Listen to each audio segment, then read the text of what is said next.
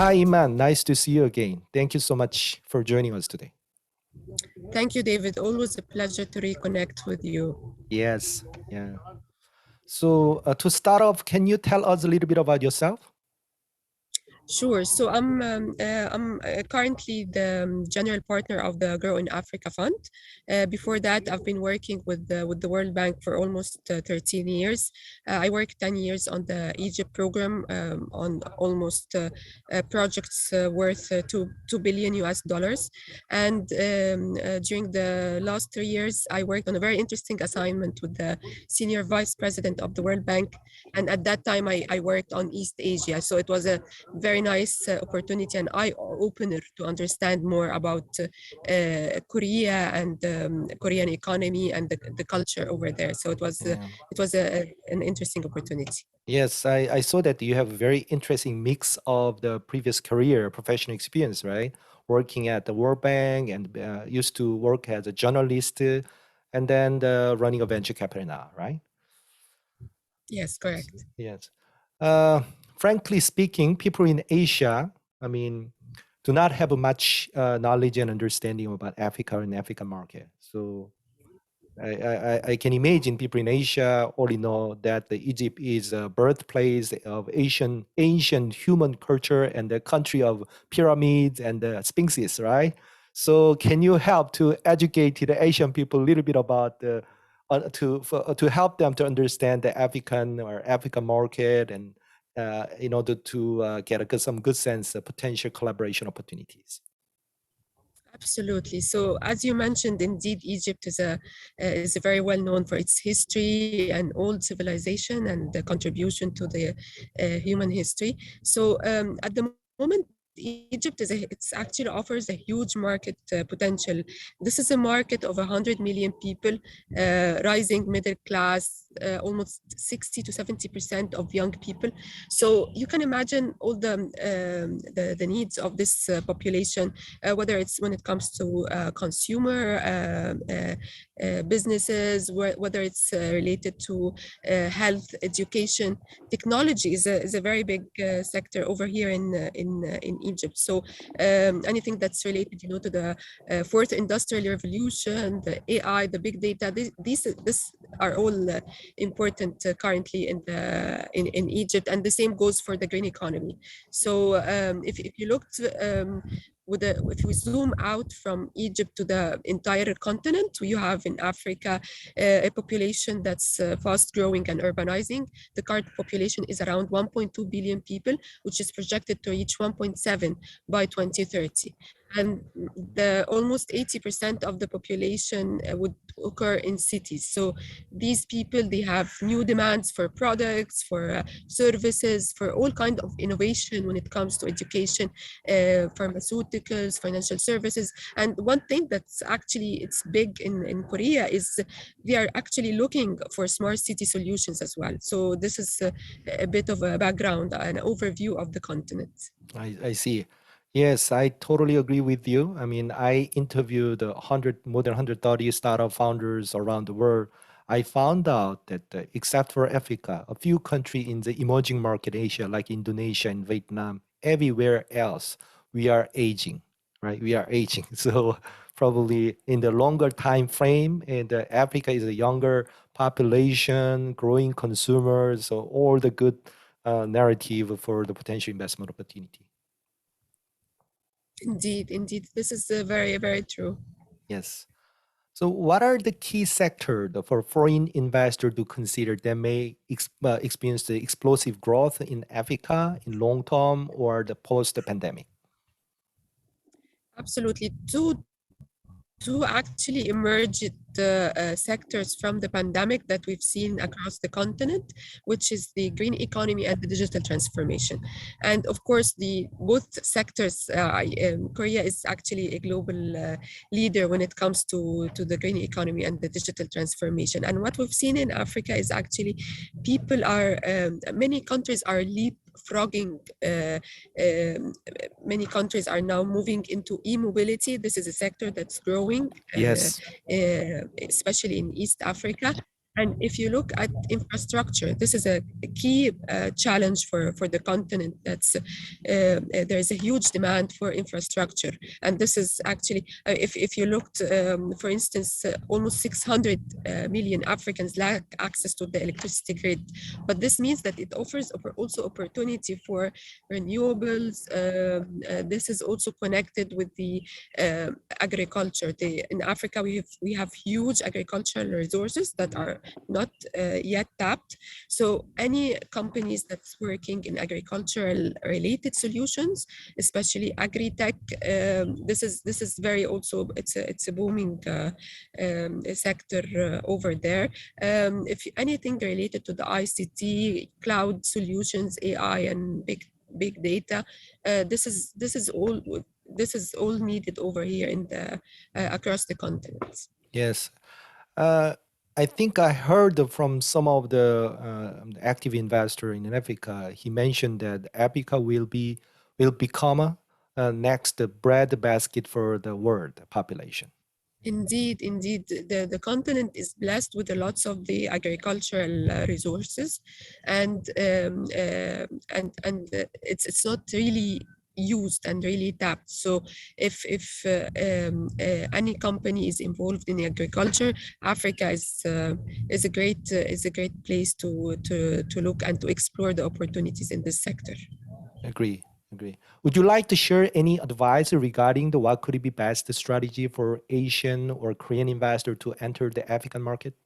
Absolutely. So as we now briefly discussed the sectors, it's important to note that Africa's 54 countries are diverse. They are not all the same. You cannot treat Africa as one big country, or else the company would really find it hard to make it in the continent. So look at the various regions. You have North Africa, East Africa, Central Africa, West Africa, and Southern Africa. So these are very diverse regions in terms of the population, the development level, the growth rate, and the stability as well.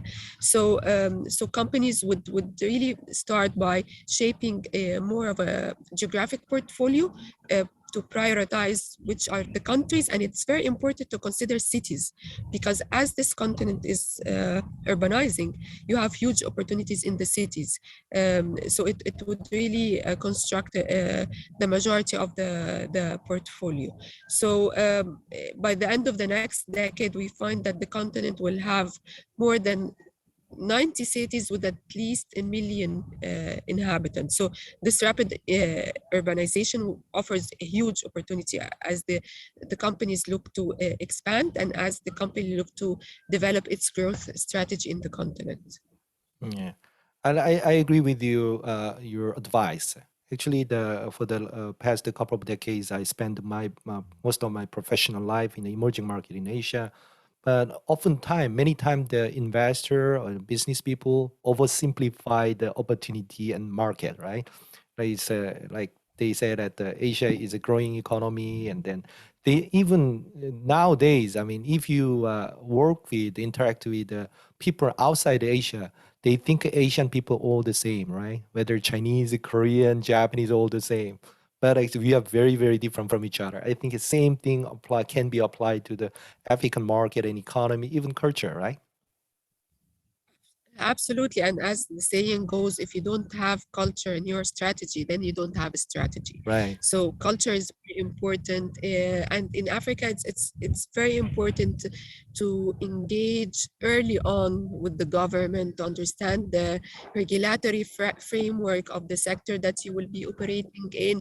So this is very important as the company start its journey in Africa. Yes. Yeah, in Africa, I learned that the sub-Saharan Africa and the North Africa, like Egypt, are very different. Also, the Eastern Africa, they speak the English, and the Western Africa, they speak French, and then different religion, different culture, different language, and the different ethnic group. It's very, very diverse economy and market within the Africa. So I liked your advice in foreign investor when they consider the investment opportunity in Africa, they need to understand and narrow down to their target market and then customize their approach, right? Absolutely. Yes. Last time we had a little bit of chat that you think that Korean company may have advantage in making invest, expanding in African market, growing the business together with the local partners. So why do you think a Korean company well prepared to tap into African opportunity? Well, I really see everyone is in Africa. The Europeans are here, the Chinese are all across the Yes. continent. And so I always wonder why I don't see, whether it's Korean corporates, the big corporates, or the K startups, the Korean startups, because it's a huge, huge market, a huge demand. Whether you are developing a product or a solution, there's a demand for this in this across the young population. So what I've seen in Korea, it's very much, the kind of the innovation, and as the government has been working on the innovative growth agenda. This is it's huge over here. The need for the biotechnology products, the services, the health, the education, and also, if on the macro side, African economies have a lot to learn from the Korean development model. So you're very much close to the continent in terms of the need to share experiences, the need to share best practices, what worked for Korea, what didn't work. This is at the political level, at the decision makers level. At the companies level, there's also the opportunity to do business, to serve the huge market. So I find that I really want to see more of involvement from the government over here, from the businesses as well, because why not, seize all the opportunities that are available here. Yes, we all know that a lot of Chinese company, especially state-owned Chinese company, making a lot of investment, expanding in Africa, especially infrastructure, energy, and construction side, right? But Asia is consists of so many economy, like more than 50 country like Africa. There is a China, huge economy. Also, there is a developed economy in Asia, like Korea, Japan, and Singapore. So you are right. I mean, beside the activity, investment activity, Chinese state-run company, large corporate have, launched and then operated so far. There is an opportunity for high-tech company for the developed economy in Asia. They can have a great synergy working together with local partner in Africa and then solving a lot of problem together through the collaboration.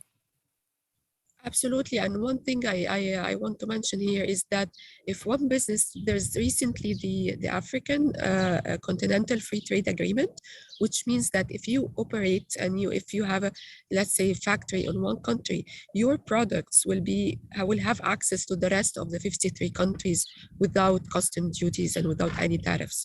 So this is important, to note that if you will not be serving one country, you have an entire, continent to serve.